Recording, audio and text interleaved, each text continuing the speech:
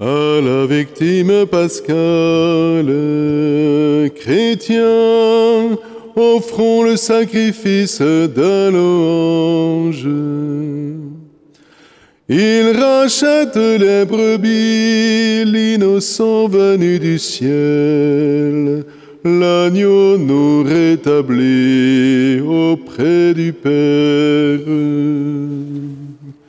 Mort et vie se sont livrés à un prodigieux combat. Le maître de la vie mourut, vivant il règne. Dis-nous, ô Madeleine, qu'as-tu vu sur le chemin? Venu de bon matin au tombeau, j'ai vu la gloire du Christ ressuscité. J'ai vu les anges, ses témoins, le suaire et les vêtements. Le Christ, mon espérance est vivant, en Galilée il précédera les siens. Nous le savons, il est vraiment ressuscité des morts. Ô Christ, roi victorieux, prends pitié de nous. Amen.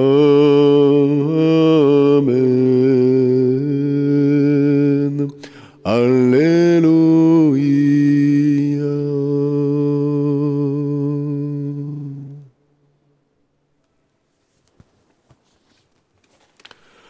Alléluia, Alléluia, Alléluia, Alléluia, Alléluia, Alléluia, Alléluia, Alléluia.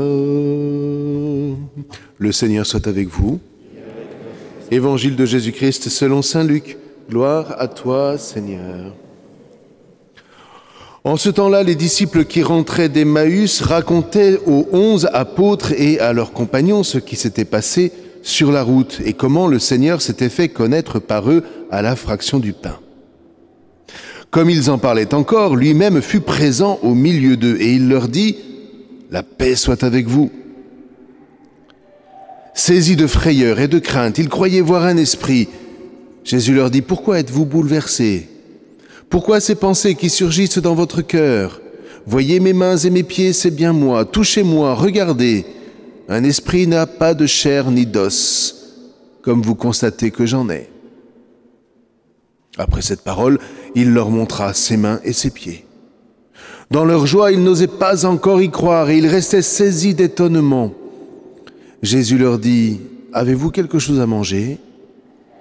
Ils lui présentèrent une part de poisson grillé qu'il prit et qu'il mangea avec eux. Puis il leur déclara « Voici les paroles que je vous ai dites quand j'étais encore avec vous. Il faut que s'accomplisse tout ce qui a été écrit à mon sujet dans la Torah de Moïse, les prophètes et les psaumes. » Alors il ouvrit leur intelligence à la compréhension des Écritures, et il leur dit « Ainsi est-il écrit que le Christ souffrirait, qu'il ressusciterait d'entre les morts le 3e jour, et que la conversion serait proclamée en son nom pour le pardon des péchés à toutes les nations, en commençant par Jérusalem.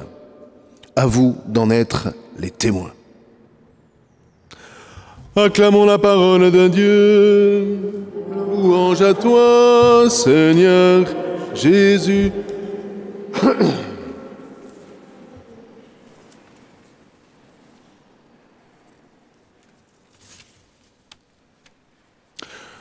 faut comprendre la surprise des apôtres. Parce que je ne sais pas si on se rend compte, vous et moi, du choc qu'a été sa mort, la mort de Jésus. Vous voyez, la croix, c'était vraiment quelque chose de d'ignominieux. Hein. Quand les Romains voulaient vraiment punir quelqu'un qui s'était mis au banc de la société, qui était en contradiction avec ce qu'elle était, ils le mettaient en croix. Et on a des récits absolument abominables sur la croix. Hein. Soit on les mettait en croix comme Jésus a été mis en croix, avec des clous, on les fatiguait avant en les fouettant, etc. Soit on les empalait sur leurs organes génitaux et puis on les mettait en croix et puis on les laissait pourrir pendant des jours, et puis on amenait les familles pour que les familles voient vraiment ça, et puis etc., etc. Hein. Il faut se rendre compte de ce que c'était. Parce que nous, ok, on porte la croix comme des petits bijoux hein, sur nous, et puis on se dit oui, bon, bah il est mort et ressuscité, donc l'essentiel c'est qu'il est ressuscité. Mais non, non, non, non, non, non, non, non, non. Il a vraiment été un rebut. Au point qu'au premier temps, jamais les chrétiens n'auraient pris la croix comme signe distinctif. Hein. C'était absolument abominable. Ouais. Je vous dis ça pourquoi? Non pas pour vous horrifier. Je vous dis ça pour comprendre que Jésus a vraiment pris la place des moins que rien, de ceux qui étaient complètement mais rejetés, grave. Et non seulement ça, mais il est mort comme un paria, au point que personne n'avait plus envie d'en parler. C'était très choquant. Et si vous regardez bien, en dehors de la Passion, il est très rare qu'on en parle. Hein. Il est très rare qu'on en parle. Au début, le signe distinctif des chrétiens, c'était un poisson. Voilà. Hein. Quand on mettait un poisson sur sa porte, ça veut dire Jésus, fils de Dieu sauveur en grec, poisson. On savait qu'on était chez un chrétien. Mais jamais on n'aurait pris la croix. Hein. Et ce qui nous est dit dans la résurrection, c'est que tu as été rejeté par les hommes, mais grave, mais vraiment, hein. Tu as été rejeté par les hommes, totalement. Tu as été avili, tu as été humilié, tu as été écrasé, anéanti.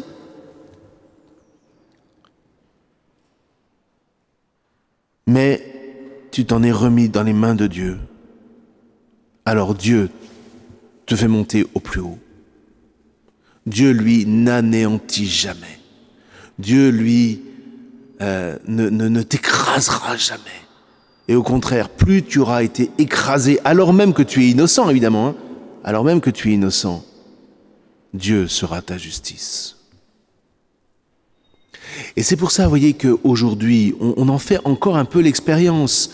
Alors je vais parler d'un exemple un peu chaud, mais ça fait rien. Ce qui s'est passé autour du cardinal Barbarin. Il y a eu des caricatures, mais absolument abominables contre lui, hein. Abominables. C'était humiliant, c'était tout ce que vous voulez, hein, mais grave. Enfin, je sais pas pourquoi je dis grave tout le temps ce matin. Mais enfin bon, c'est pas grave. Bon, mais c'était vraiment. Et pourquoi sommes-nous surpris? Le Christ ne nous a-t-il pas prévenus? On m'a haï et on vous haïra. Mais si, intérieurement, vous et moi, et le cardinal en fait partie, nous sommes droits dans nos bottes, Dieu reconnaîtra les siens. Voyez? Et surtout, non seulement il reconnaîtra les siens, mais nous sommes sûrs d'avoir part avec lui à la vie éternelle. Mais il faut que nous fassions ce choix de recevoir cette vie du ressuscité aujourd'hui. Il ne s'agit pas, ni pour vous, ni pour moi, de nous plaindre. Jésus ne s'est pas plaint sur la croix. Hein? Ouais. Donc, il ne s'agit pas pour nous de nous plaindre, il s'agit de faire le choix de la vie en union avec le Christ ressuscité, grâce à l'Eucharistie. Il s'agit pour nous d'offrir notre vie dans un monde qui ne veut pas de nous. Bah oui, bah dans ce monde, il ne veut pas de nous, bah ça fait rien. On est quand même là et on crie notre foi. Vous voyez?